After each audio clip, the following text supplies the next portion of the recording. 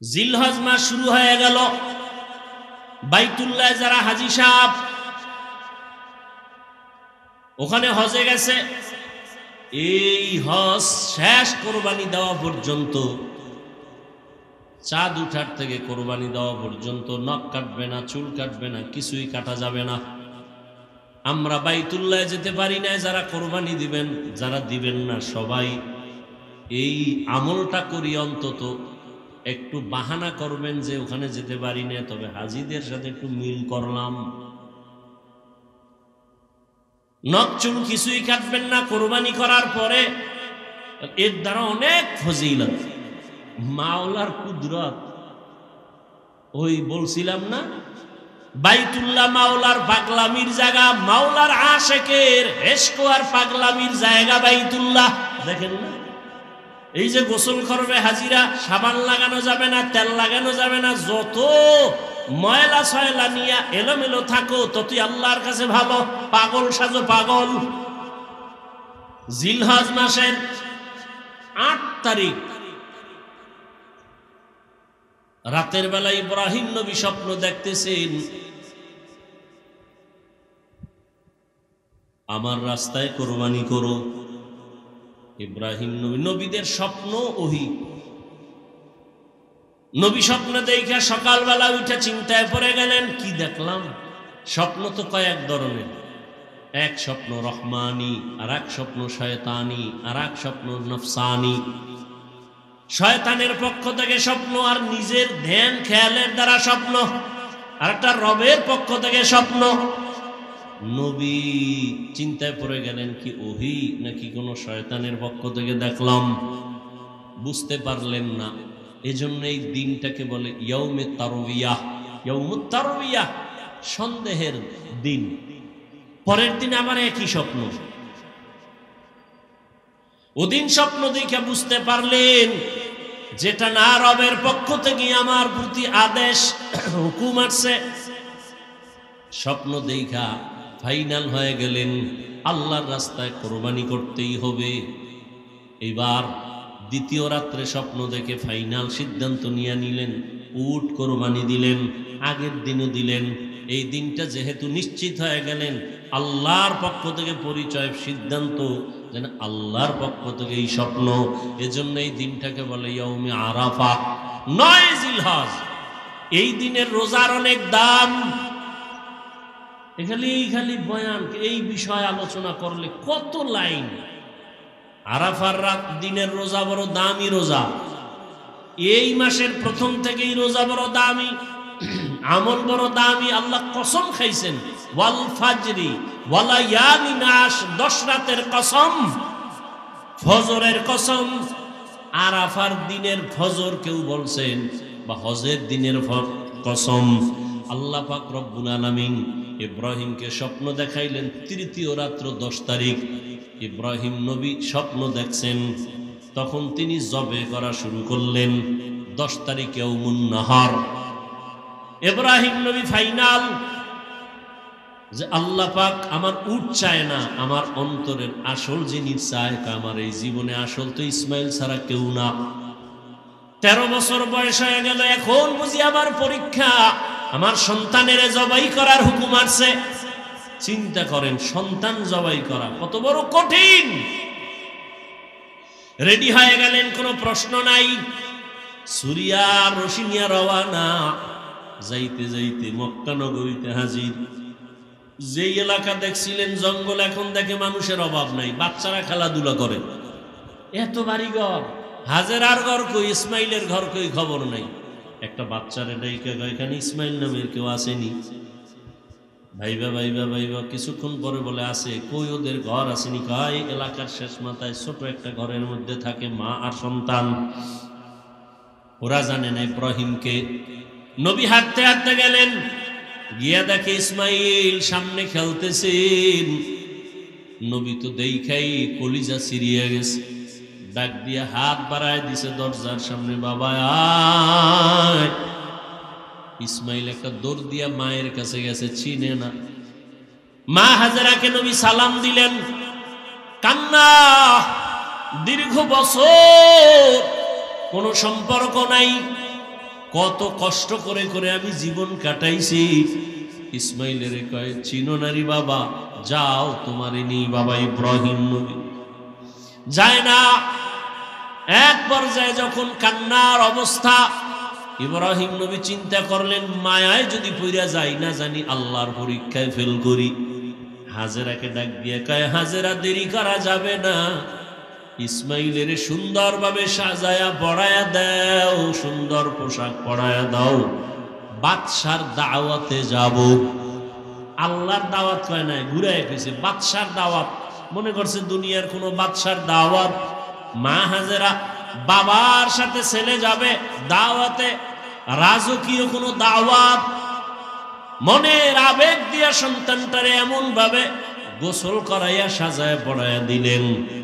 এবার বাবার হাতে তুইলা দেন, সন্তান ঘর থেকে বাবার সাথে রওয়ানা। মা হাজেরা ঘরের বাইরে নাই না, চোখের পানি মুছে আর কান্না করে। এত বছরের সন্তান বাবার সাথে যা আনন্দের এক কান্না, কিন্তু জানেন না যে আমার মাওলার ডাকে যাইতেছে ইসমাইলের জবাই করার জন্য। মা হাজেরা একা, ইব্রাহিম নবী সন্তান ইসমাইলের নিয়ে যায়। ইসমাইলও জানে না যে তাকে জবাই করা হবে। শয়তানের মাথা গরম হয়ে গেল, এই পরীক্ষায় যদি সবাই পাশ করে তো কত বিধর্মী মুসলমান হবে, ফেল করানোর বুদ্ধি কি? চিন্তা করে শয়তান ভাবলো যে মহিলার দিল নরম, হাজেরারে ধোকা দেই। গিয়া কয় হাজেরা মানুষের সুরতে ইসমাইলের সারস কই, বাবার সাথে গেছে দাওয়াতে। কার দাওয়াত? কয় বাদশার দাওয়াত। কয় না রবের দাওয়াত। কেন? রবের দাওয়াত যদি হয় তো তো ভালো। কয় না না জানো না কি বলে, জবাই করার জন্য নিছে। না, বাবা কোনদিন সন্তানের গলায় ছুরি লাগাইতে পারে না। ইবলিস কয় আল্লাহর হুকুম হয়েছে, ইব্রাহিমের কাছে ছুরিও আছে ইসমাইলের জবাই করার জন্য।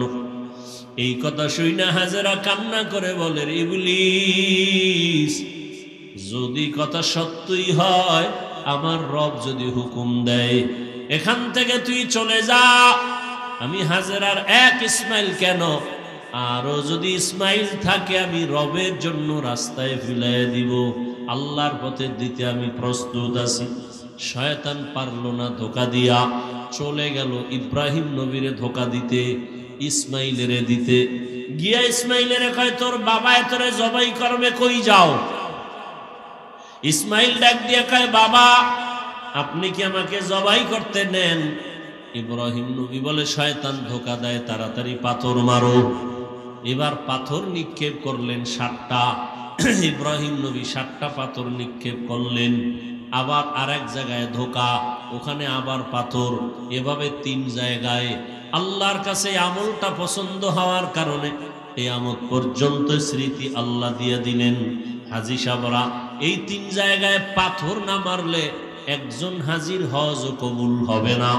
এবার চলে গেলেন মিনা বাজারে, সন্তানকে জবাই করে দেওয়ার জায়গা। জবাই করবে ঠিক এমন সময় ইব্রাহিম নবী একটু চিন্তা করলেন, ইসমাইলের একটু মতামতটা নিয়ে নেই, দেখি আমার সন্তানের কি মতামত। এইবার সন্তানের ডাইরেক্ট বলতেছে ইন্নী আরা ফিল মানামি আন্নী আযবাহুকা ফানজুর মাযা তারা। ও বাবা, আমি স্বপ্নে দেখছি তোমাকে জবাই করতেছি, তোমার মতামত কি? কত কঠিন।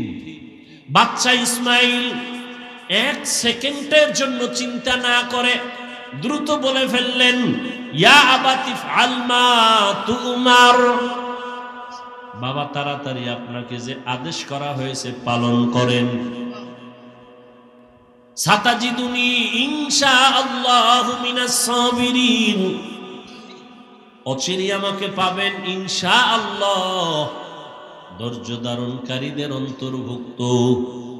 এরে আল্লাহর বান্দা, এখানে অনেক কথা। ইব্রাহিম নবীকে আল্লাহ পাক স্বপ্নে দেখাইলেন কেন, ডাইরেক্ট বললেন না কেন? আবার ইসমাইলকে জিজ্ঞাসা করলেন কেন? আল্লাহর হুকুমের বেলায় জিজ্ঞাসা করলেন কেন? এখানে তো জিজ্ঞাসা করার কোনো যুক্তিকতা নাই, আল্লাহ অর্ডার করছে পালন করো। আবার ইসমাইল স্বপ্নের কথাটাকে এত গ্যারান্টি দিল কেন? অনেক কথা এখানে। ইসমাইল নবী বললেন, আব্বা যান, আমাকে দ্রুত আপনি যা দেখছেন হুকুম পালন করেন। বাবাই বলছে আমি স্বপ্নে দেখছি জবাই করতে। ইসমাইল বলে আপনাকে যে হুকুম দেওয়া হয়েছে তা পালন করেন। দেখছে স্বপ্ন, কিসের হুকুম? 13 বছরের সন্তান।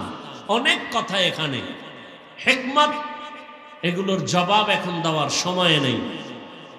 ইসমাইল বইলেই চোখের পানি ছেড়ে দিয়েছেন। ঐতিহাসিকগণ লিখেন, ইসমাইল বলে বাবা যান, যদি আমাকে এই কথাটা বাড়িতে বসে বলতেন, আমি আমার দুঃখিনী মায়ের থেকে একটু বিদায় সালাম দিয়া আসতাম। আমার মা কত কষ্ট করে আমাকে বড় বানাইছেন। মানুষ ছিল না, জঙ্গল পাহাড়, পানিও নাই, খানা নাই। আম্মা জানের থেকে আসছি, সালাম দিতে পারলাম না। আম্মা জান আমারে না পায় জানি পাগলনির মতো হয়ে যায়। আব্বা জান, আমার আম্মার কাছে আমার সালাম পৌঁছাইয়া দিয়ে আমাকে তাড়াতাড়ি জবাই করে দেন, আর বাড়ি যাইয়া আমার আম্মারে আমার সালাম জানাইয়ে। আর আমার আম্মা যদি আমারে না পাইয়া চোখের পানি ছেড়ে কাঁদে, আপনি আমার আম্মার সাথে রাগ করবেন না। আমার আম্মারে বুঝায় বলবে, ইসমাইল সালাম দিছে, দুনিয়ায় সন্তান কতদিন থাকে, কিয়ামতের ময়দানে মোলাকাত হয়ে যাবে। আব্বা জান, আমার আম্মার কাছে আপনি এই বার্তা পৌঁছে দিয়েন। আমার আম্মা অনেক কান্না করবে আমাকে না পাইয়া। ইতিহাসবিদরা বলে, আবার ইসমাইলি কথাও বলছেন, আমার রক্তের জামা মাখা আমার মায়ের কাছে দিয়ে আমার মা দেখে একটু কলিজা ঠান্ডা করবে।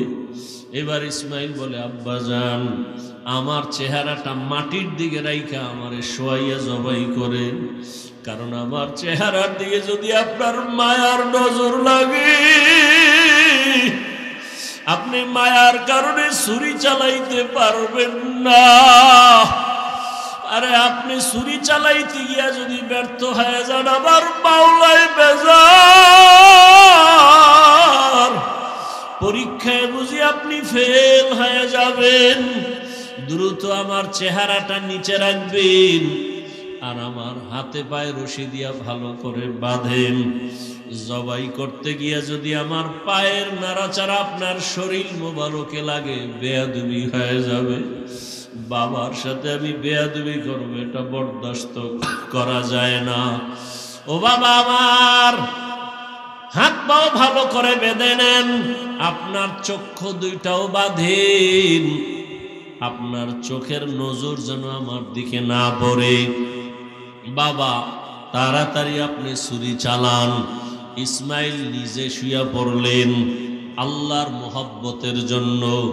আল্লাহ পাক রব্বুল আলামিন ছুরিরে বললেন, খবরদার, আবার ইসমাইলের একটা পশমও যেন ক্ষতি না হয়। ইব্রাহিম নবী যখন ছুরি চালায় একটুও পশম কাটে না। ইব্রাহিম নবী পাথরের উপরে আঘাত করলেন, পাথরটা টুকরা টুকরা হয়ে গেল। ইসমাইলের কয়, বাবা আর একবার চেষ্টা করে আসো। আল্লাহ বুঝি আবার বেজার হয়ে গেলেন নাকি? এবার নিয়ত করছি, রক্ত হাতে না লাগা পর্যন্ত ছুরি চালাইতেই থাকবো। ও আল্লাহর বান্দারা, কেমন ঈমান, কেমন আমার মালিকের মোহাব্বত।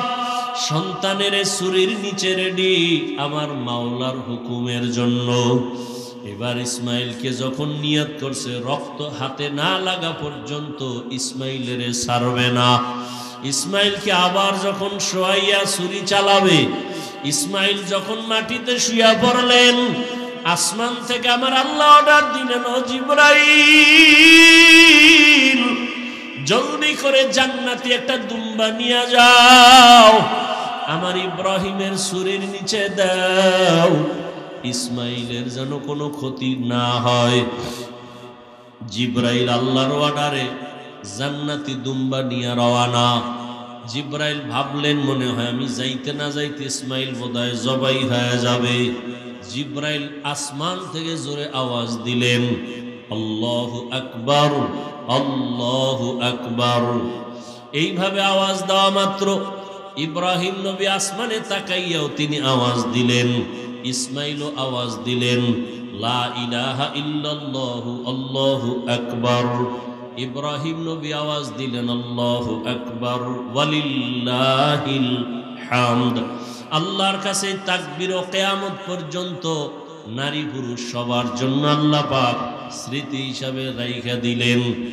9 তারিখ জিলহজ মাস, ফজর থেকে চালাও, নারীরা পুরুষেরাই তাকবীর পড়বা, আল্লাহু আকবার, আল্লাহু আকবার, লা ইলাহা ইল্লাল্লাহু আল্লাহু আকবার ওয়ালিল্লাহিল হামদ। প্রত্যেক ফরজ নামাজের পরে একবার করিয়া নারীও একবার, পুরুষেও একবার। নারীরা আস্তে আওয়াজে, পুরুষেরা একটু জোরে আওয়াজ দিয়া পড়বে। 13 তারিখ পর্যন্ত আল্লাহ পাক এই পছন্দের আওয়াজকে জারি রাখলেন কিয়ামত পর্যন্ত। ইসমাইলের দুম্বা যখন জিব্রাইল আসতেছে, ইব্রাহিম নবী যখন ছুরি চালায়, ইসমাইলের সরাইয়া দুম্বা দিয়া দিলেন। হঠাৎ করে দেখে রক্ত লেগে গেল, চোখ খুলে তাকায় দেখে অচেনা একটা জানোয়ার জবাই হয়ে গেল। আল্লাহর পক্ষ থেকে আওয়াজ আসতেছে, আল্লাহ বলেন, ওয়ানাদাইনাহু আইয়া ইব্রাহিম কদ সাদ্দাকতার রুইয়া ইন্না কাযালিকা নাজজিল মুহসিনিন। ও ইব্রাহিম, তোমার পক্ষ থেকে আমার যা চাওয়া তা হয়ে গেছে। আমি সন্তানের জবাই চাই নাই, আমি চাইছি তোমার কলিজার মুহাব্বত। আমি দেখতে চাইছি তোমার অন্তরে আমি মাওলার মুহাব্বত বেশি নাকি সন্তানের মুহাব্বত বেশি। জবাই চাই না, যাও তাড়াতাড়ি হাজেরার কাছে চলিয়া যাও। ইসমাইলের জন্য মা হাজেরা কান্না করে, ও ইব্রাহিম, সন্তানকে মায়ের কোলে ফিরাইয়া দাও। আর বলে আসো বাদশার দাওয়াতে যাই, বিদায় বেলা বাদশার থেকে একটু হাদিয়াও তো দরকার। আমি জান্নাতি একটা হাদিয়া দিয়া দিলাম, হাজেরাকে নিয়ে এই হাদিয়া তোমরা খাও। আল্লাহ বলেন, ওয়াফাদাইনাহু বিযিবহিন আযীম। ওই ইব্রাহিম নবীর কুরবানি আল্লাহ পাক বলেন, লাইয়ানালাল্লাহা লুহুমুহা ওয়ালা দিমাউহা ওয়ালাকিন ইয়ানালুহুত তাকওয়া মিনকুম। ও দুনিয়ার কুরবানি দেনেওয়ালারা, আমি তোমার রক্ত চাই না, পশুর গোশত চাই না, আমি চাই তোমার কলবের তাকওয়া। তুমি কুরবানি কি মানুষকে দেখাবার জন্য দাও না, আমি আল্লাহর মুহাব্বতে দাও। আমি তোমার অন্তরের মুহাব্বতের পরীক্ষা নিতেছি। আমি তোমার গোশতের পরীক্ষা নেই না, রক্তের কিছুই নেই না। আমি আল্লাহ তোমার অন্তরের তাকওয়া চাই। ও আল্লাহর বান্দারা, আল্লাহর মুহাব্বত নিয়া এখনো সময় আছে। সন্তানের মায়ায় পড়িয়া, মা বাবার মায়া, পরিবারের মায়ায়, আল্লাহর রহমত থেকে অনেক দূরে এখনো তওবা করেন। ও যুবক বাবারা, পর্দার আড়ালের মা বোনেরা, আল্লাহর কাছে তৌফিক চান, আল্লাহ হাজেরার মতো আদর্শওয়ালা আমাদের নারীদের বানাও। ও যুবক বাবারা, দোয়া করো, আল্লাহকে বলো ইসমাইল নবীর আদর্শওয়ালা বানায় দাও। মুরব্বীরা দোয়া করেন, ইব্রাহিম নবীর কলিজার আদর্শ আমাদের দান করো। তোমার মুহাব্বতের পরীক্ষায় কামিয়াব বানায় দাও। গরিব যদি বড় লোকের কয়, আমি খুব ঠেকায় পড়ছি, কোরবানি আসতেছে, মাইয়া বলা নিয়ে কি করবো, আমার 5,000 টাকা ধার দেন, আমি 1 মাসের মধ্যে দিয়ে দিব। বলে নাই নাই নাই নাই নাই। কানে কানে গিয়ে কয়, আমারে সুদে দেন, কয় 1 লাখ। এরকম কুলাঙ্গারে সমাজে আছে না নাই? 5,000 টাকা ধার দেয় না, 1 লাখ টাকা সুদে দেয়। এরা সমাজের কুলাঙ্গার। আল্লাহ হেদায়াত দান করুন। নগদ 4টা পুরস্কার পাবেন দান করলে। এই 4টা পুরস্কার যাদের লাগবে তারা মৃত্যু পর্যন্ত দান করতেই থাকবেন। আর যাদের এই 4টা পুরস্কার লাগবে না, অনুরোধ, আপনারা দান করবেন না, করলেও সওয়াব নেই। নাম্বার 1, দান করলে হায়াত বাড়ে। কি বাড়ে? যারা তাড়াতাড়ি মরবেন তারা দান করবেন না, অনুরোধ। নাম্বার 2, দান করলে রিজিকে বরকত বাড়ে। যারা ফকির হতে চান তারা দান করবেন না, অনুরোধ। নাম্বার 3, দান করলে ফিরিস্তা এসে ওই বান্দাকে আল্লাহ হেফাজতের পর্দা লাগায় বান্দাকে হেফাজত করেন। যারা সবসময় বিপদ মুসিবতে থাকতে চান তারা দান করবেন না, অনুরোধ। দান করলে 4 নাম্বার পুরস্কার, কবরওয়ালাদের আযাব মাফ। যারা কবরওয়ালাদের আযাব দেওয়ার নিয়ত করতেছেন তারা দান করবেন না। বলুন তো এই 4টা পুরস্কার আসলে কি আপনি চান? বিশ্বাস আছে তো? তাহলে দান করবেন তো? মৃত্যু পর্যন্ত দান করবেন। যারা বিরোধিতা করবে এদের কলব বাঁকা হয়ে যাবে, জিন্দেগি নষ্ট হয়ে যাবে। আল্লাহ হেদায়েত দান করুন। তাহলে আমি বয়ান শুরু করব? কষ্ট হয় না তো? এই ভাওয়া লাভ করছি, কথাগুলো দরকার আছে না নেই? আছে। তাহলে 1 মিনিট টাইম, জবান বন্ধ, শুধু হাত চলবে, আমার বয়ানও চলবে, কিন্তু জবানে কোনো কথা হবে না। বিসমিল্লাহ বলে পকেটে হাত দিয়া ছাত্ররা যাবে ব্যাগ রুমাল নিয়ে, 1000, 500, 100 যা পারেন দিবেন, দিবেন। কোনো আওয়াজ হবে না, আমি বয়ান কিন্তু চালায় যাব, সময় নষ্ট করা যাবে না। শেষে আফসোস করবেন, 1 মিনিট নষ্ট করবেন, আপনাদের থেকে 1 মিনিট নষ্ট হবে। ছাত্ররা চারদিক থেকে নেমে যাও। যারা বসে আছেন, দাঁড়ানো আছেন, আল্লাহর মহব্বতে ইখলাসের সাথে মা বাবার সওয়াবের আশায় দান করবেন। পকেটে হাত দেন, কথা হবে না। দ্রুত ছাত্ররা এক জায়গায় কেন সবাই? চতুর্দিক থেকে নেমে যাও। পেছনে ছাত্র, দ্রুত দ্রুত হাঁটতে হবে, দ্রুত হাঁটতে হবে। কথা বন্ধ। আমি কিন্তু আয়াতের তর্জমাটা বলতেছি, খুব খেয়াল করেন। কথা হবে না, সবাই হাতে হাতে দিয়ে দেন। আমি দোয়া করব, শেষেও এখনো দোয়া করি, আল্লাহ আপনাদের দান কবুল করেন। দানের বরকতে হায়াতে, রিজিকে, ইজ্জতে বরকত বাড়ায় দেন। কবরওয়ালাদেরকে আল্লাহ জান্নাত দান করেন। কালেকশন করে কোথায় নিবে? স্টেজের এক পার্শ্বে, সামনে দিয়ে কেন ছাত্র যেন না আসে। কথা শুনতে থাকেন, তর্জমাটা শুরু করি। আল্লাহ পাক রব্বুল আলামিন বলেন ইব্রাহিম আলাইহিস সালাম সম্পর্কে। ইব্রাহিম নবী বলতেছেন, স্মরণ করো ওই সময়ের কথা। ইব্রাহিম যখন বললেন ইন্নী যাহিবুন ইলা রব্বি সায়াহদিন, আমি আমার রবের পথে রওনা দিয়েছি, রব আমার জন্য রাস্তা খুলে দিবেন অচিরেই।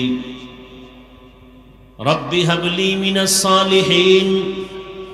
ইব্রাহিম নবী বললেন, হে আমার রব, আমাকে একটা নেককার সন্তান দান করেন।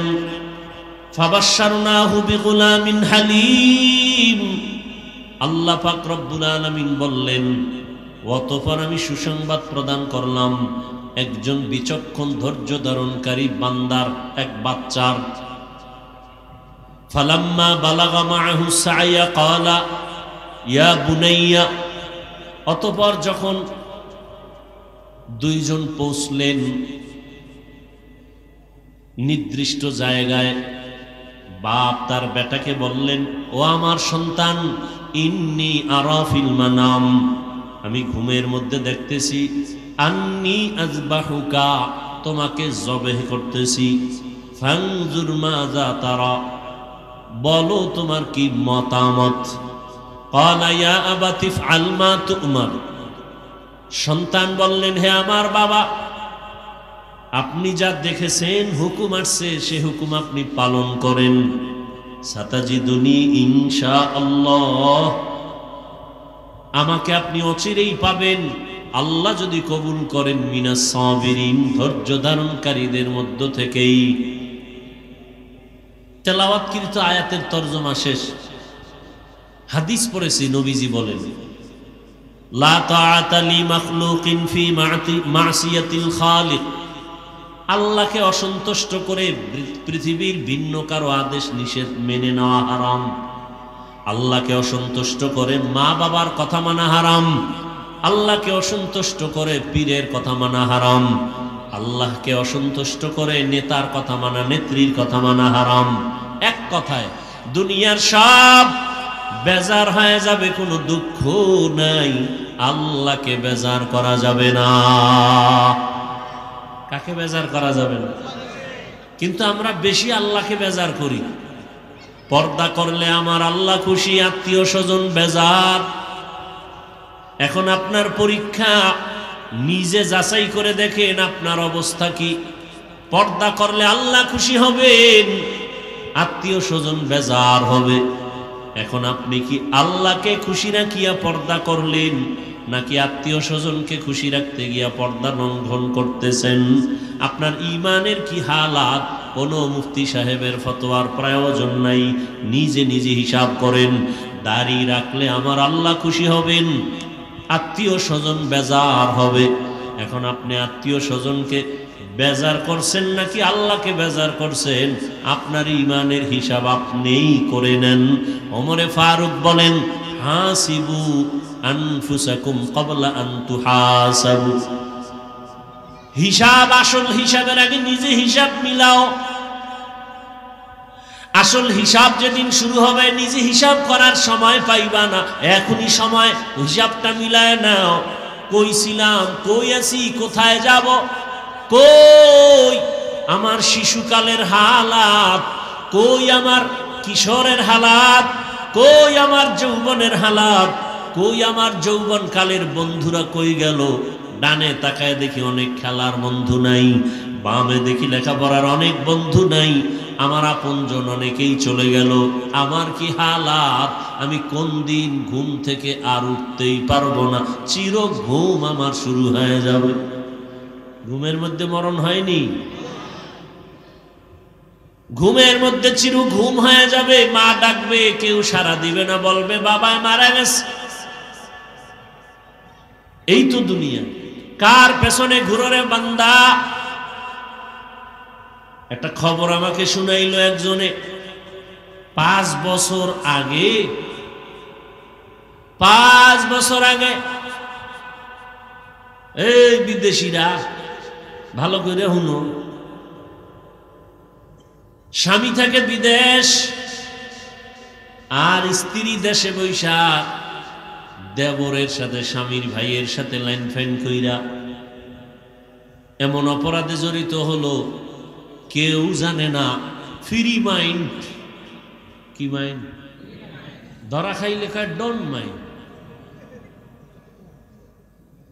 আরে কপাল পুড়ছে রে, ঘরে ঘরে জেনা জেনা জেনা। যেই পরিমাণ জেনা চলে ঘরে ঘরে, রুমে রুমে, সারা রাত মোবাইলের মাধ্যমে, চোখের জেনা, কানের জেনা, হাতের জেনা, জবানের জেনা।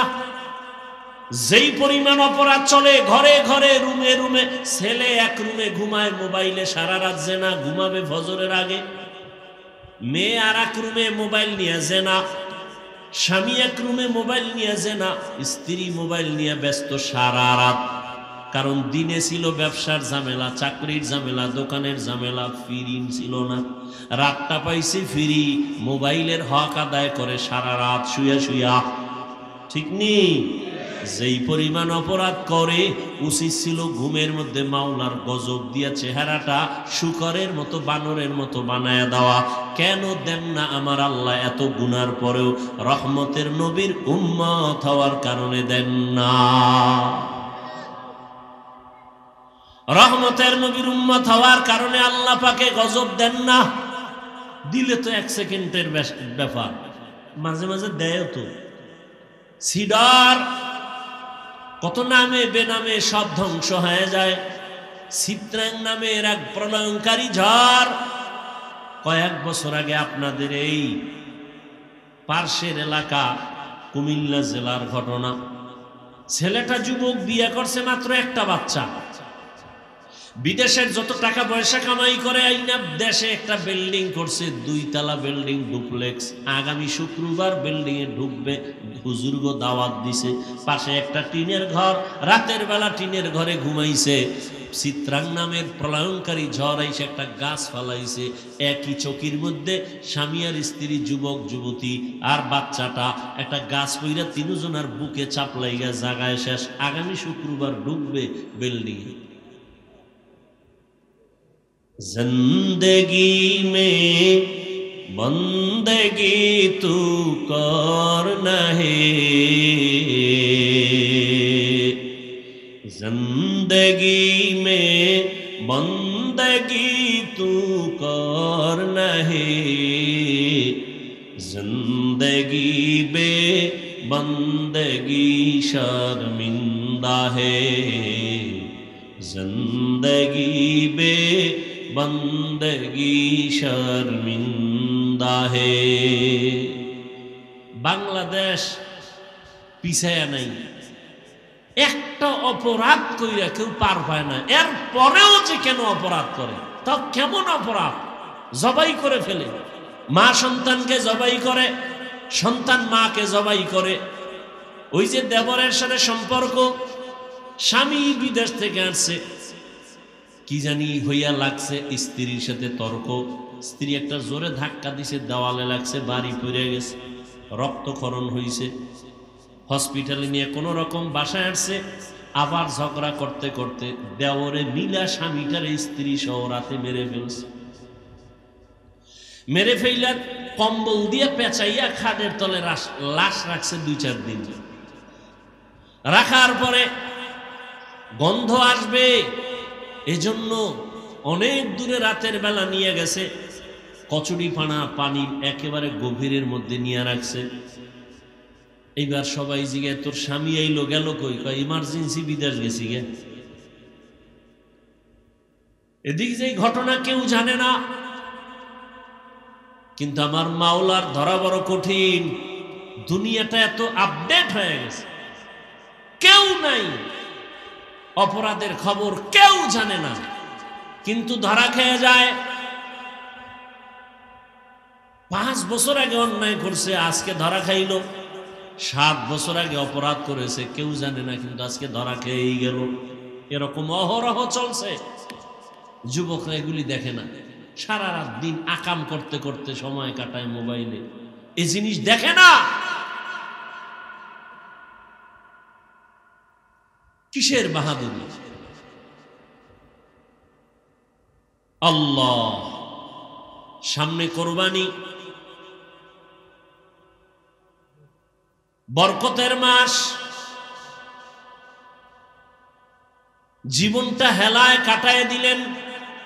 আল্লাহর আদালতে কি নিয়ে দাঁড়াবেন? অথচ আল্লাহর প্রিয় গোলাম যারা আম্বিয়ায়ে কেরাম, তাদের কত কঠিন পরীক্ষা দিয়ে দুনিয়ার জীবন কাটাইলেন।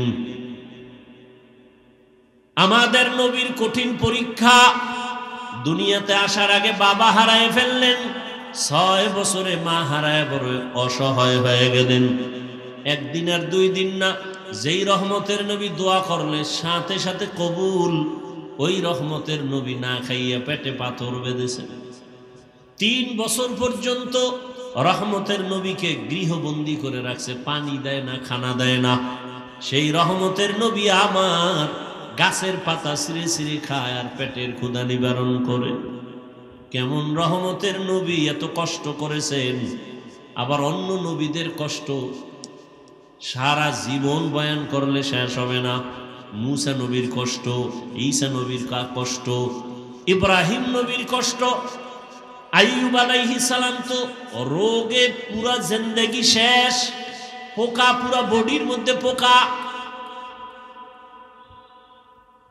ইউনুস নবী মাছের পেটে। ওজায়ের আলাইহিস সালামকে 100 বছর পর্যন্ত এরকম মাঠের মধ্যে পড়ে রইছে, মইরা গেছে। 100 বছর পরে আল্লাহ আবার জিন্দা করে দিছেন। আল্লাহ কয় ওজায়ের কতক্ষণ ছিলা? কয় 1 দিন বা এর কিছু কম। কোরআনের আয়াত। ওজায়ের বলে 1 দিন বা এর কম, কয় না 100 বছর চলে গেছে।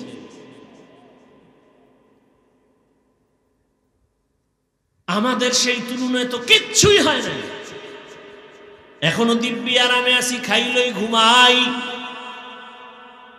আর ইব্রাহিম আল্লাহর একজন পয়গম্বর, দুনিয়াতে হেদায়েতের বার্তা বাহক আর বানাইয়া আল্লাহ পাঠাবেন, কিন্তু নবী ইব্রাহিমের আগমনটা বড় কঠিন। ইরাকের বাবেল শহর, ওই শহরের অধিপতি নমরুদ এক সময় একদিন রাতের বেলা ঘুমে স্বপ্ন দেখে একটা আগুন উইঠা পুরা ইরাক বাবেলটাকে ছাই করে ফেলছে। ঘুম থেকে উইঠা নমরুদ বলে, গণকরে ডাকো, গণকরে ডাক দাও, আমি যে স্বপ্ন দেখলাম আগুন, ভয় পাইলাম, কি এটা? গণকরা আইসা এবার পরিচয় দিল, ও বাদশাহ জাহাপনা, তুমি আগুন দেখো নাই, তোমার কপালের জম দেখছো। এই আগুনের মতো শক্তিশালী একটা সন্তান জমিনে আসবে, তোমার সব কিছু ধ্বংস করে ফেলবে, তোমার এই বাদশাহী সব শেষ হয়ে যাবে। নমরুদ কয়, সন্তান আসবে? বলে হ্যাঁ। ছেলে না মেয়ে? কয় ছেলে। মায়ের গর্ভে আসছে? না। জমিনে? না। তাড়াতাড়ি তাহলে আশাটাই বন্ধ করে দাও। নমরুদ রেড অ্যালার্ট দিয়ে দিল, স্বামী আর স্ত্রী এক জায়গায় ঘুমাতে পারবে না, ছেলে সন্তান জমিনে এখন আসা বন্ধ। এটাকে বলে বার্থ কন্ট্রোল, জন্ম নিয়ন্ত্রণ। পৃথিবীর ইতিহাসে জন্ম নিয়ন্ত্রণের প্রথম প্রবর্তক নমরুদ, আর এর ডাইরেক্টর বানায় দিল নমরুদ ইব্রাহিম নবীর বাবা আজরকে। আল্লাহ তাআলা চাইলেন ইব্রাহিম আসবে, তোর সব জুলুম বন্ধ করাবো, এবং কোথায় আসবে? যারে ডাইরেক্টর বানাইছো তার ঘরে আসবে। তুই বাধা দিয়ে পারবি না, কারণ আমার আল্লাহর সাথে যারা পাল্লা দেয় কেউ কোনোদিন আগাইতে পারছে? কথা বলেন, কেউ পারে নাই। এরে নবীর উম্মতের দল, এই যে 10 বছর আগে, শিক্ষিত যারা বুঝেন তারা বলেন 10 বছর আগে বাংলাদেশের মানুষের যেই সংখ্যা ছিল এখন কি পরিমাণ কমছে না বাড়ছে? তাহলে জন্ম নিয়ন্ত্রণের ট্যাবলেট গুলো গেল কোথায় গেল? স্লোগান রাস্তার মোড়ে মোড়ে ব্যানার লাগায়, ছেলে হোক মেয়ে হোক দুটোর বেশি নয়, একটা হলে ভালো হয়। আমি বলি আবার লেখ না হইলে আরো ভালো তোদের জন্য। এরা জন্ম নিয়ন্ত্রণের বড়ি খায় কেন? আর এটি বানাইলো কেরা? এগুলি নিয়ে কথা বলবো না, তবে এতটুকু বলবো, 10 বছর আগে ট্যাবলেট খাইয়াও তো সন্তান কমাতে পারে নাই, বরং যেদিন থেকে স্লোগান শুরু একটার বেশি না, সেদিন থেকে আমার আল্লাহর কুদরতি চাবি চালু হয়ে গেল, একসাথে 4 বাচ্চা। ঠিক নেই? লিল্লাহি মুলকুস সামাওয়াতি ওয়াল আরদি ইয়াহাবু লিমান ইয়াশা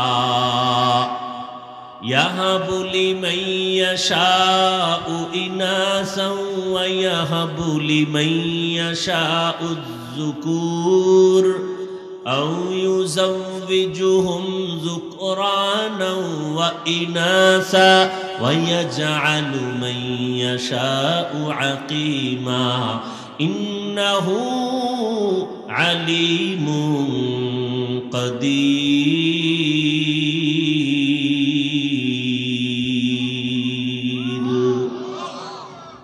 আল্লাহ তাআলা বলেন, আসমান জমিনের ক্ষমতা আমার, আমি চাইলে কাউকে ছেলে দেই, কাউকে মেয়ে দেই, কাউকে দুটোটা দেই, কাউকে কোনোটাই দেই না। ক্ষমতা কার?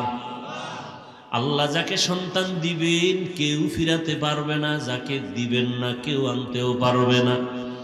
ইব্রাহিম দুনিয়াতে আসবে, আল্লাহর সিদ্ধান্ত। আজরের ডাইরেক্টরের ঘরে ইব্রাহিম চলে আসলেন। ইব্রাহিম আস্তে আস্তে বড় হলেন। আমি সংক্ষেপে শেষ করতেছি, সেরে সেরে যাচ্ছি। ইব্রাহিম বড় হইয়া আল্লাহকে চিনেন না, সবাই দেখে মূর্তি পূজা করে, মূর্তিরে সেজদা দেয়, বাবাও দেয়, এদেশের ক্ষমতার রাষ্ট্রে যারা তারাও দেয়।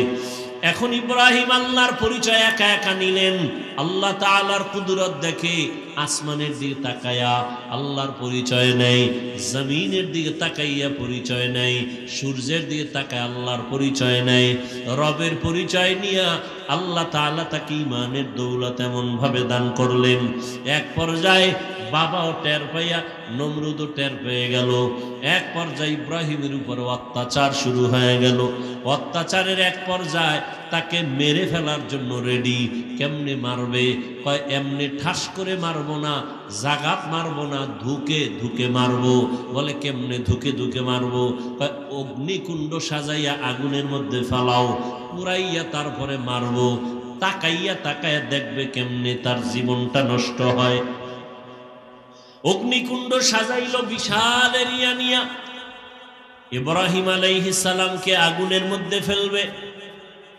এখন আগুন জ্বালাইছে, এত পরিমাণ তাপ, কেউ কাছে যাইতে পারে না। এখন ওখানে ফেলবে কেমনে?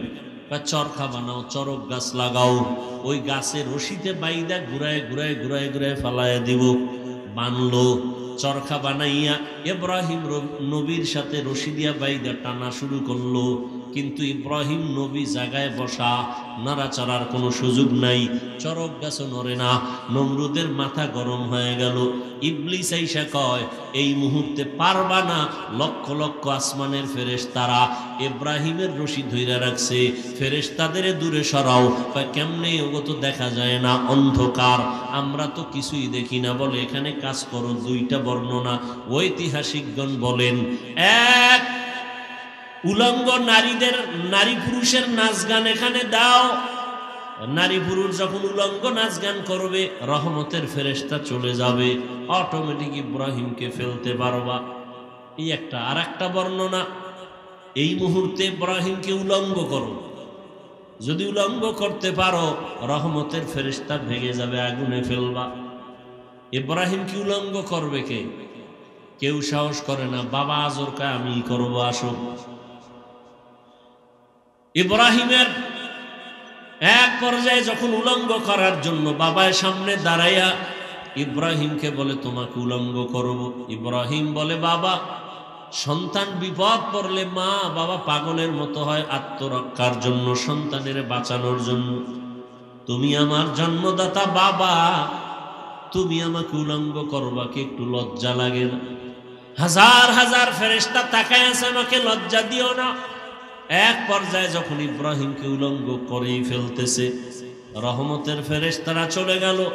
চরক গাছ উঠায় যখন আগুনের মধ্যে ফেলবে, ঠিক ওই সময় জিব্রাইল কানে মুখ লাগায় বলে কোনো সহযোগিতার প্রয়োজন আসেনি।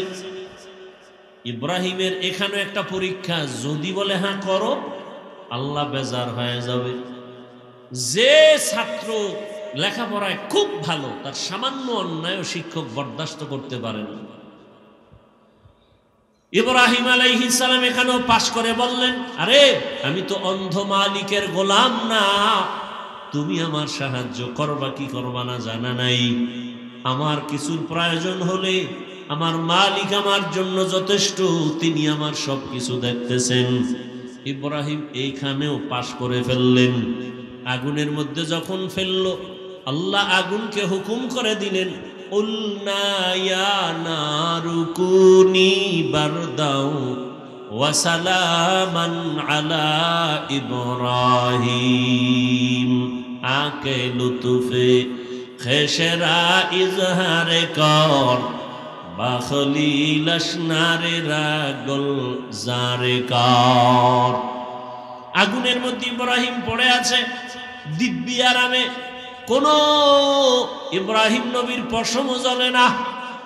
নমরুদ অনেক দূরের থেকে তাকায় বলে, আগুন তুই কি দুর্বল হয়ে গেলি? কয় না, ইব্রাহিম যার কথা মাইনা চলে, আমিও তো তার কথা মেনে চলি। ইব্রাহিমের আল্লাহ হুকুম দিছে, জ্বালানোর নিষেধ করেছেন, পশম যেন জ্বলে না।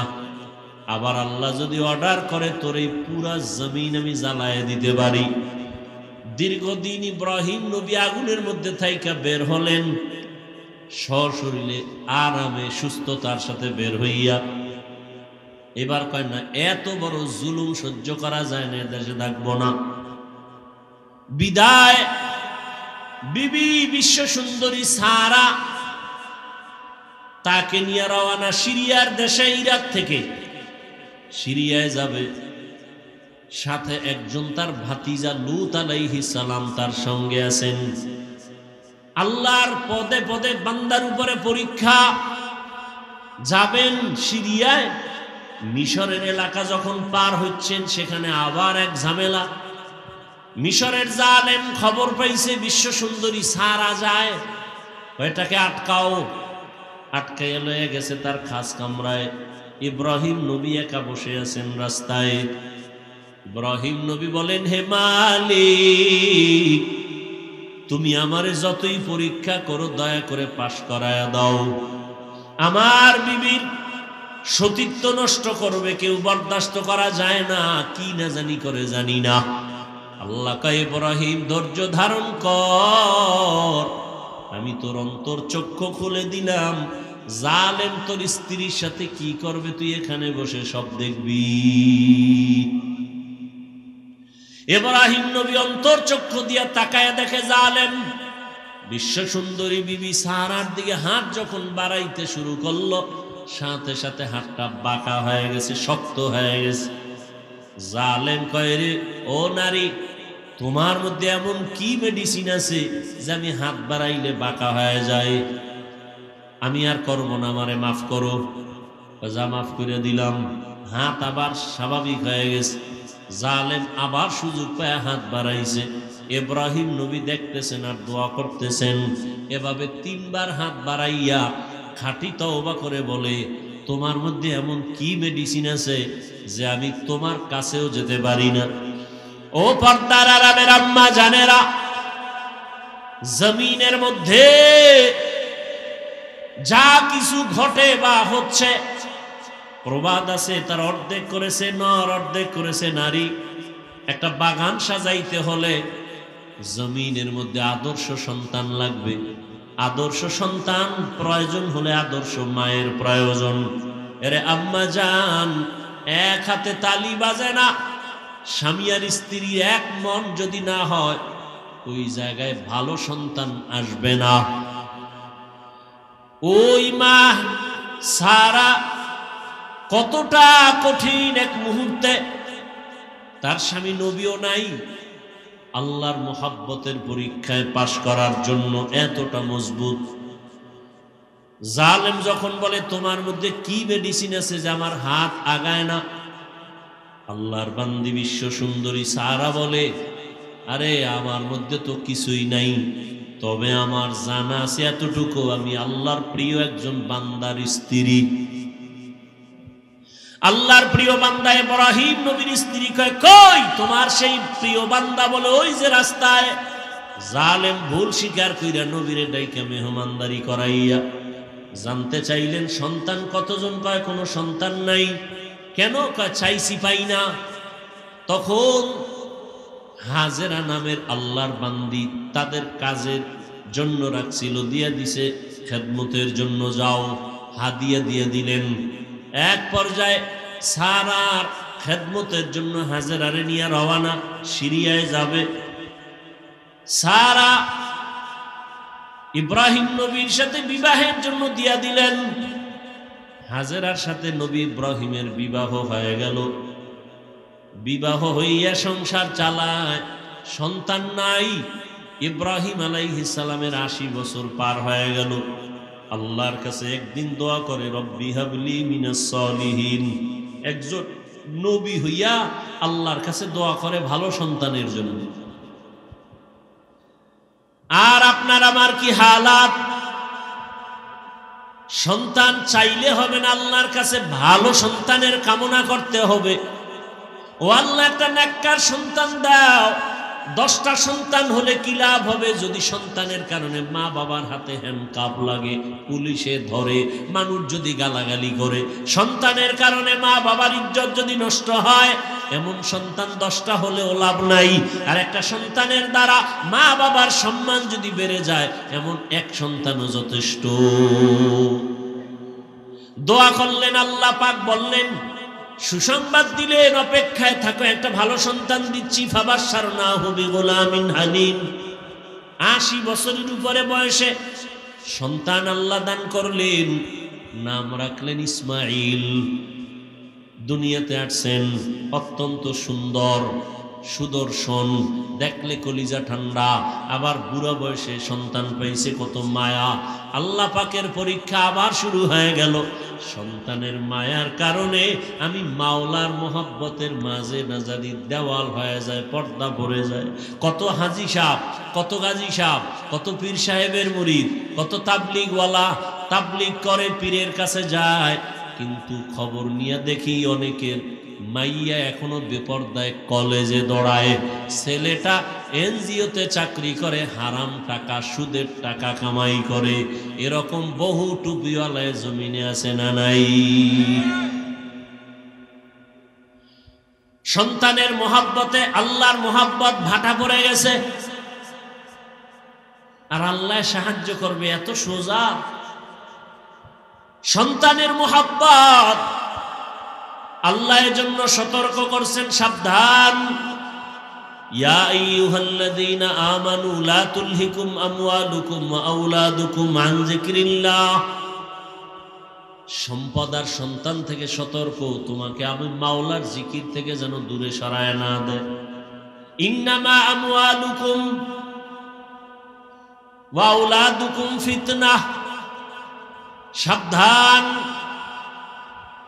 ইব্রাহিম নবী দোয়া করলেন, আল্লাহ সন্তান দিলেন, মায়া বাড়তেছে বাড়তেছে, আল্লাহর হুকুম চলে আসলো, আর রাখা যাবে না। এই স্ত্রী আর সন্তানটাকে একটা জায়গায় নির্বাসনে দাও। কোথায়? বলে আমার ঘর, জমিনের প্রথম ঘর বাইতুল্লাহ, ওখানে নিয়ে যাও। কেমন কঠিন পরীক্ষা! ইব্রাহিম নবী এতটুকু বললেন, বিবি চলো। কোথায় কোথায় কোথায় নাই, কোনো আওয়াজ নাই, বলা যাবে না।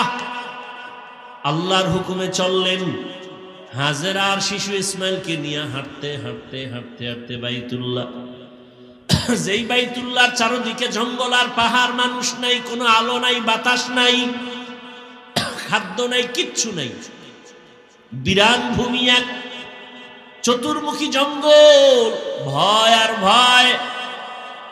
সেখানে হাজেরাকে রাইখা, শিশু ইসমাইলকে রাইখা পয়গম্বর ইব্রাহিম এবার বাড়ির দিকে রওয়ানা। কথাও বলা যাবে না, কত কঠিন পরীক্ষা আপনি চিন্তা করছেন। এবার হাজেরা জিগায়, যখন যাইতে আছে ডাক দিলেন, হে আল্লাহর নবী, আমাদের এখানে রাইখা আপনি কই যান? নবী কোনো আওয়াজ নাই, নিষেধ, মুখ খোলা যাবে না। পেছন দিক দিয়ে ধরলেন, আস্তিনটাকে ধইরা যখন দাঁড় করাইলেন, আমাদের রেখে যান কেন? নবী চুপ। এক পর্যায়ে কথা যতই বলে নবী আওয়াজ দেন না। মা হাজেরা শেষ সময় বলেন, আমাদের যেখানে রাইখা যাইতেছেন, এটা কি আপনার ইচ্ছা নাকি রবের হুকুম? এহেনেও জবান খোলা যাবে না। মাথা নাড়ায় ইশারা দিলেন, হ্যাঁ রবের হুকুম। তাও মুখে বলে নাই। আল্লাহ কেমন কঠিন পরীক্ষা! শুধু ইশারায় জবাব দিলেন, হ্যাঁ আল্লাহর হুকুম। এ কথা বলা মাত্র হাজেরাও তো যেমন তেমন বান্দি না, নবীর সোহবাত। বিদায় বেলা বলেন, পয়গম্বর আপনি চলে যাবেন, দুঃখ নাই, তবে শিশু ইসমাইলের রাইখা গেলেন, একটু পানি আছে আর কিছুই নাই, আমাদের জন্য একটু দোয়া করবে। এখানে জঙ্গল, চারিদিকে পাহাড়, খানা দানা নাই, কোনো মানুষ নাই, আমি একটা মাত্র মহিলা মানুষ, আবার বাচ্চাটাও আমার শিশু, আপনার কাছে কিছুই চাই না নবী, আমাদের জন্য একটু দোয়া করিয়েন। আর যদি মাঝে মাঝে একটু মনে চায়, আমি হাজেরার খবর নেওয়ার প্রয়োজন নাই, আমার সন্তান ইসমাইলের খবর নিয়ে যাইয়েন, মাঝে মাঝে আসবেন। নবী কথা বলা নিষেধ। এবার চলতেছেন, হাজেরা এখানে বসে আছেন, চিন্তায় পড়ে গেলেন, এই জঙ্গলে কোনো মানুষ নাই, পাহাড়, আমি একা ইসমাইলের নিয়ে কেমনে থাকবো? আল্লাহর কাছে দোয়াও করেন। ইব্রাহিম নবী উইঠা পাহাড়ে উঠা নিচে নামলেন, নাইমা আল্লাহর দরবারে হাত উঠায় দোয়া করা শুরু করলেন। রব্বানা ইন্নী আসকানতু মিন যুররিয়্যাতি বিওয়াদিন গায়রি যি যারইন ইনদা বাইতিকাল মুহাররম রব্বানা লিউকিমুস সালাতা ফাজআল আফইদাতাম মিনান নাসি তাহবি ইলাইহিম ওয়ারযুকহুম। নবী দোয়া করলেন, দোয়া করিয়া তিনটা কথা বলে গেলেন, হে আল্লাহ, তোমার দরবারে তিনটা দোয়া করে গেলাম।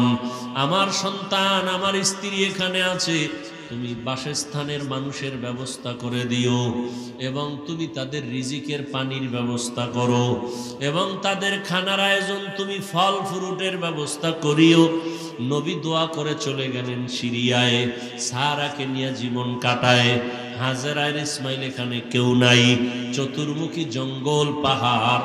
ইসমাইলের পানি পান করাইতে করাইতে শেষ হয়ে গেল, কিচ্ছু নাই, চারদিকে কোনো পানিও নাই। ও পর্দার আড়ালের আম্মা জানেরা, আল্লাহর মোহাব্বত কত কঠিন, কত কোরবানি আর ত্যাগ একজন নারী ইতিহাস কায়েম করে গেছেন। আপনারা নবী না, তবে নবীদের মায়ের মতোই তো আপনাদের মান। আপনারা তো সাহাবায়ে কেরামদের মায়ের মতো দামি নারী। আপনারা তো ইসমাইল নবীর মা হাজেরা আলাইহিস সালামের মতো দামি। আপনারা তো ঈসা নবীর মা মারিয়াম আলাইহিস সালামের মতো দামি। আপনারা তো বেঈমান ফেরাউনের স্ত্রী আসিয়ার মতো বড় দামি।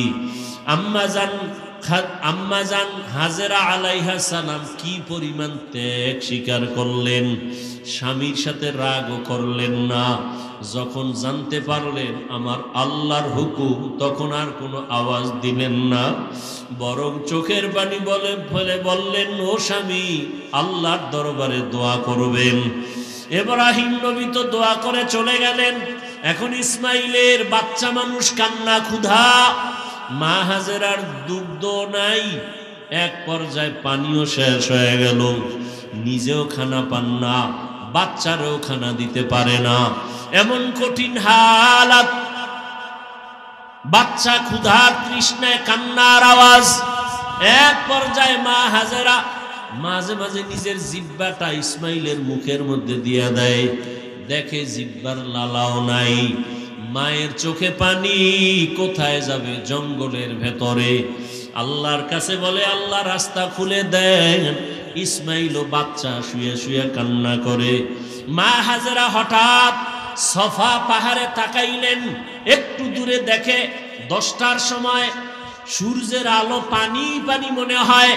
মা হাজেরা একটা দৌড় দিলেন, দৌড়াইয়া পাহাড়ে উঠে দেখে বালু, সূর্যের আলোতে চিকচিক করে, আসলে পানি না। ওখানে গিয়ে আবার তাকাইলেন মারোয়া পাহাড়ে, মারোয়ায় তাকায় দেখে আবার পানির মতো দেখা যায়, আবার দৌড় দিলেন, গিয়ে দেখে বালু, সূর্যের আলো পেয়ে চিকচিক করে, পানি না। আম্মাজান হাজেরা আল্লাহর মোহাব্বতে, বাচ্চার ক্ষুধার তৃষ্ণায় এভাবে কয়েকটা দৌড় দিছেন, ওই পাহাড় থেকে এই পাহাড়ে।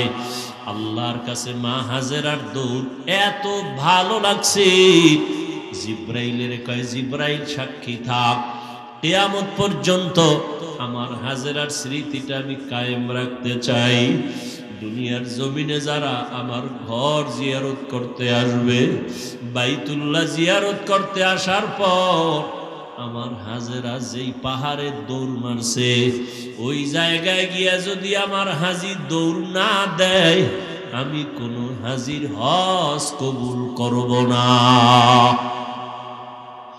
নবীজি বাইতুল্লাহ তাওয়াফ কইরা এর পেছনে সফা মারোয়ার সাই করা লাগে, 7টা দৌড় দেওয়া লাগে। এখান থেকে শুরু করে আবার ওই পাহাড়ে 1, ঘুরে আসবে 2, ঘুরে যাবে 3, আবার আসবে 4, আবার যাবে 5, আবার আসবে 6, আবার যাবে 7। অনেক কষ্ট, অনেক কষ্ট।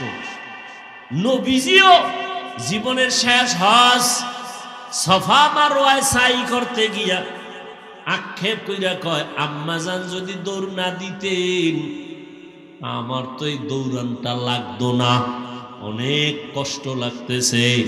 আল্লাহ কয়, ও নবী, হাজেরার দৌড় আমার কাছে বড় ভালো লাগছে, এই জন্য আমি কিয়ামত পর্যন্ত স্মৃতির আকার করে দিলাম। দৌড়াচ্ছে দৌড়াচ্ছে, শেষ সময় হঠাৎ শুনে বাচ্চার চিৎকারের আওয়াজ। মা হাজেরা তাকায় দেখে ইসমাইল এত জোরে চিৎকার দিল কেন? স্বাভাবিক কান্নার থেকে আরো জোরে চিৎকার। মা হাজেরা দৌড়ে গিয়ে দেখে ইসমাইলের পানি পায়ের নিচ দিয়া পানির ফোয়ারা, এত পরিমাণ পানি উঠতেছে। মা হাজেরা এবরানি ভাষা, ওই সময়ের ভাষায় ওই পানিটারে চতুর্দিক থেকে একটা আওয়াজ দিছেন। আওয়াজটাও আল্লাহর কাছে ভালো লাগছে, ঝম ঝম, তার অর্থ হলো থাম থাম। আল্লাহর কাছে শব্দটা পছন্দ হয়ে গেছে। শব্দটা ওই সময়ের ইব্রানি ভাষা, আল্লাহর কাছে পছন্দ। কিয়ামত পর্যন্ত এই পানির নাম হয়ে গেল কি? জমজম। এরে আল্লাহর বান্দা, শুধু জমজম পানি নিয়ে যদি আলোচনা করি, অনেক সময় এই বরকতের পানি হাজার হাজার কোটি মিলিয়ন ট্রিলিয়ন বিলিয়ন পানি দুনিয়ার হাজি সাহেবরা নেই। যেখানে পানি ওই সময় ছিল এখনো কমেও না বাড়েও না। সাহাবায়ে কেরাম রহমতের নবীকে জিজ্ঞাসা করলেন, ইয়া রাসূলুল্লাহ, জমজম পানির তলা কই? নবী বলেন, জমজম পানির তলা হাউজে কাউসারের সাথে। আরো জোরে বলো। এত বরকতের পানি কোন জিনিস দাঁড়াইয়া পান করা নিষেধ, তবে জমজমের পানি দাঁড়ায় পান করো। জমজমের পানির প্রায় 25টার মতো উপকার আছে। কত দামি পানি! ওলামায়ে কেরাম লেখছেন, জমজম পানিটা কাউসারের থেকেও দামি। কারণ পৃথিবীর শ্রেষ্ঠ ব্যক্তি রহমতের নবী মেরাজে যখন যাইতেছেন, আল্লাহর নবী বলেন, আমাকে জমজম কূপের পানি দিয়া ওযু বানাইলো, আমাকে শোয়াইলো চিৎভাবে, আমার বুকের মাঝখান থেকে চিরলো, ভেতর থেকে কলবটাকে বের করে স্বর্ণের পেয়ালায় রাখলো, জমজমের পানি দিয়া ধুইলো, আবার ভেতরে রাখলো, আবার চাপ দিল, এমনি আবার হয়ে গেল, সেলাই লাগলো না, রক্ত গেল না, ব্যথাও পেলাম না। এইভাবে আমার অপারেশন হয়েছে কুদরতের। এটাকে বলে open heart. Open heart surgery করে লাভ দিও না, মাস্তানিয়ার বাহাদুরি অহংকারী করো না। রহমতের নবীকে আল্লাহ ওপেন হার্ট সার্জারি 4 বার করে দেখায় দিয়েছেন। এটা তোমার বাপ দাদার বানানো না, আল্লাহ আগেই ওপেন হার্ট সার্জারি রসুলকে করেছেন। কয়বার? কষ্ট হইতেছে আপনার? হ্যাঁ ভাইরা আমার, রহমতের নবী বলেন, এই জমজম পানি আমরা পিপাসা নিবারণ করি পানি দিয়া, পেটের ক্ষুধা নিবারণ করি কি দিয়া? খানা দিয়া। জমজম পানি এতটা দামি যে এই পানিটা পান করলে ক্ষুধাও থাকবে না, পিপাসাও থাকবে না। জমজম পানি বান্দা তুমি ঔষধ হিসাবে ব্যবহার করো। ঔষধ কেমন ঔষধ? তোমার বিশ্বাস যেমন তেমন। কেউ যদি বলে আমি কোন ঔষধ খাবো না, আমার জমজম আমার ঔষধ, যেমন নিয়ত করবে ফলাফল তেমন। বরকতের পানি মা হাজেরাও পান করলেন, বাচ্চাটারও দিলেন, ক্ষুধাও নাই, পিপাসাও নাই। একটা দোয়া কবুল হয়ে গেছে। আর এক দোয়া ছিল, মানুষ যেন এখানে এসে বসতি বানায়। ব্যবসা করতে যায় একদল মানুষ, ওই পথ পাশ দিয়া তাদের পানির প্রয়োজন, খুঁজতে খুঁজতে হাজেরারে পাইছে। জমজম পাইয়া কই পানি আমরা নিমু, কারণ এটার মালিক আছে। কে? বলে আমি। কয় যে পানি যে নিবা দিমু, তবে শর্ত কি? তোমরা এখানে ব্যবসা বাণিজ্য করে বাসস্থান করো, পানি নাও, যত পারো নাও, এখানে থাকবা, বাড়িঘর করবা, বসবাস করবা। এবার সব রাজি হয়ে গেল। মানুষজন ঘর বাড়ি উঠাইতে শুরু করলো, জমজমের পানি ব্যবহার করতেছে, ফসল টসল সুন্দরভাবে চালাচ্ছে। এখন অনাবাদী এলাকা আবাদী হতে চললো। পানি নিয়া সবাই ব্যবহার করে, বরকতের পানি মানুষজনও ভরে গেল। আর একটা দোয়া করছিল, আল্লাহ কুদরতের দ্বারা রিজিকের ব্যবস্থা করে দাও।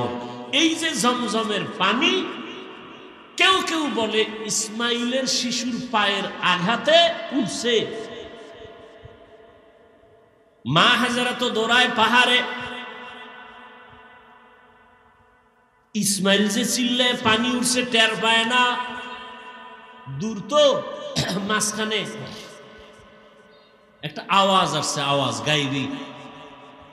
হাজেরার কানে কোথা থেকে আওয়াজটা আসলো? নজর করে দেখে বাইতুল্লাহর থেকে আওয়াজ। দৌড়ায় গিয়ে দেখে পানি। মুফাসসিরিনে কেরাম বলেন এটা ইসমাইলের পায়ের আঘাতের পানি না, জিব্রাইল আমিন পাখা দিয়ে জোরে আঘাত করেছেন, পানি ওঠা শুরু হয়ে গেছে। মা হাজেরা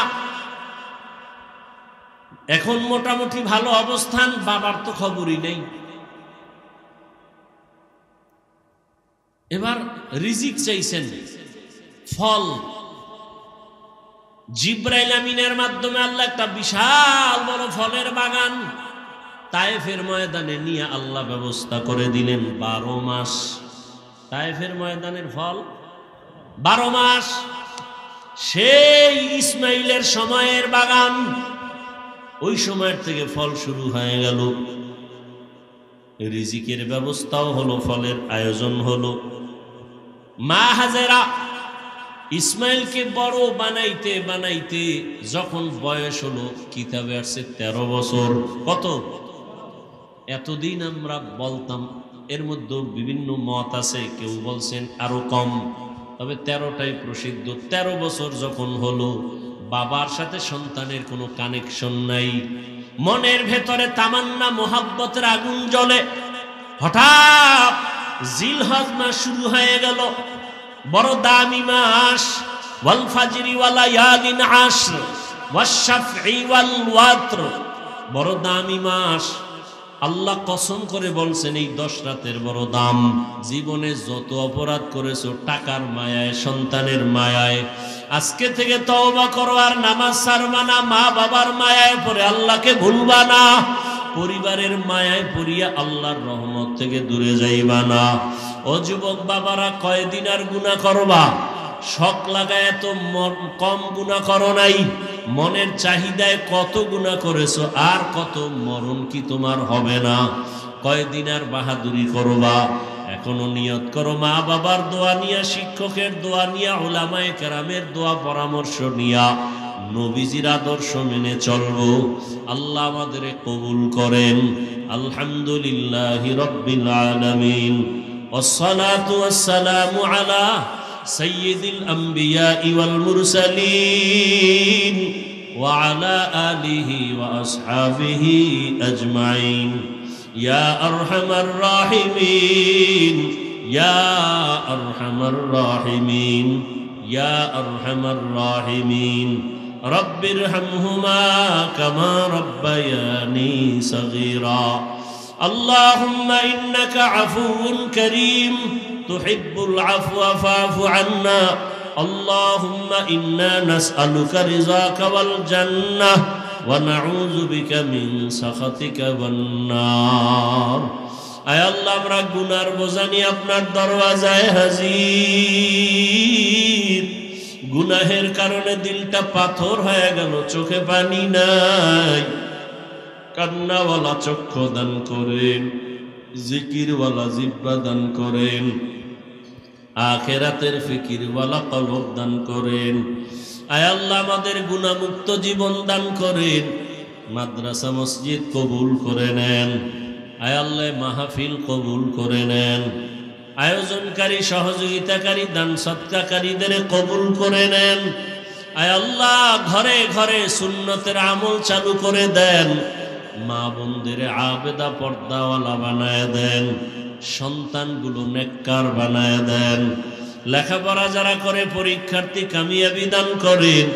আমার কলিজার যুবকদের দিনের খাদেম বানায় দেন। মোবাইলের গুনাহের থেকে হেফাজত করেন। আয় আল্লাহ, গুনাহের প্রতি ঘৃণা জমায় দেন, নেক আমলের আগ্রহ বাড়ায় দেন। সারা দুনিয়াবাসীকে মাফ করে দেন আল্লাহ। ফিলিস্তিনে মুসলমানের কান্নার আওয়াজ, আয় আল্লাহ, কাশ্মীরে মুসলমানের কান্নার আওয়াজ, সারা দুনিয়ার মুসলমানদের জন্য আপনি ছাড়া কেউ নাই। গুনার কারণে এদের উপরে কষ্ট আযাব দিয়েন না রে মালিক। জালেমদের জুলুম থেকে হেফাজত করেন আল্লাহ। আমাদের ঈমান আমল হেফাজত করেন, ইজ্জতের জীবন দান করেন। আয় আল্লাহ বাংলাদেশ শান্তির দেশ বানায় দেন, জালেমদের জুলুম থেকে হেফাজত করেন। আয় আল্লাহ যারা ব্যবসা করে, চাকরি করে, কামাই রুজি ব্যবসায় হালাল ভাবে বরকত বাড়ায় দেন, হারাম থেকে হেফাজত করেন, ঋণ আদায়ের ব্যবস্থা করে দেন, অভাব দূর করে দেন আল্লাহ। আয় আল্লাহ দিলের নেক আশা পূরণ করে দেন, নবীজির রওজায় গিয়া সালাম দেওয়ার তৌফিক দান করুন।